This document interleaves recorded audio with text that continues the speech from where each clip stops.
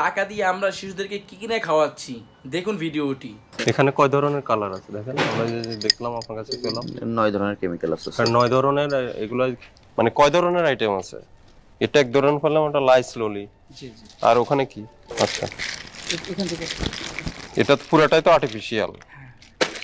এটার জন্য যে কেমিক্যাল গুলো ব্যবহার করেন এগুলো কোথায়? এগুলো কি? এটা হলো আর্টিফিশিয়াল, সব আর্টিফিশিয়াল ফ্লেভার। এটা কি স্যাম্পল? এগুলো এগুলো সেম খুলেন। এটা স্যার, এটা কোনো ফুড গ্রেড কালারই না। এটা না, এটা টেক্সচার কিনেছেন। এটা খোলো, খুলে এখানে আপনি শিশুদের খাওয়াবেন যে খাবার, সেই খাবার এই রং কিভাবে দিতে এটা কি পারেন? দেখি এটা?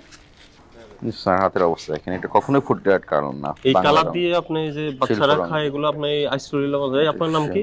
এখানে আপনার কোথায় থেকে আনছেন কিছুই নেই, কোনো অ্যাড্রেস নাই, কিছুই নেই।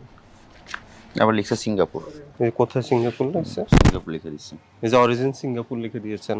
এটা আলাদা একটা প্রিন্টেড কাগজে আপনি এখানে লেভেল ভাইয়া কেমিস্ট ছিল আর কি। তাহলে কেমিস্ট স্যার আপনি কিভাবে এগুলো তৈরি করেন? এগুলা কি প্রকিউর হয় সব আপনি করেন? আচ্ছা, মেশিনারিজ গুলো কই দেখি যেখানে তৈরি করেন? সব টেক্সটাইল। স্যার জানতে চাচ্ছে আপনি কোন মানদণ্ডের উপর ভিত্তি করে এই সমস্ত ক্ষতিকর রং খাবারে মিক্সার করে বাচ্চাদের খাবার তৈরি করছেন? কোনো কেমিস্ট আছে আপনার? তো আপনি কি কেমিস্ট? ওটা তো প্রোডাকশনে রানিং, আমরা দেখলাম যে চলতেছে। আপনি বাজারে সাপ্লাই দিচ্ছেন, প্রোডাকশন চলতেছে, এখন কেমিস্ট কে?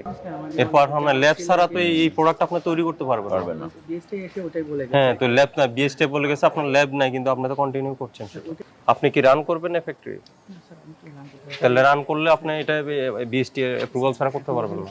ঠিক আছে, আপনাকে 5 লক্ষ টাকা জরিমানা করলাম আমরা, আর এটা বন্ধ থাকবে। আপনার বিএসটি অ্যাপ্রুভালের পাওয়ার আগ পর্যন্ত এটা রান করতে পারবেন না। অবশ্যই কমেন্ট করে আপনাদের মতামত জানিয়ে যাবেন।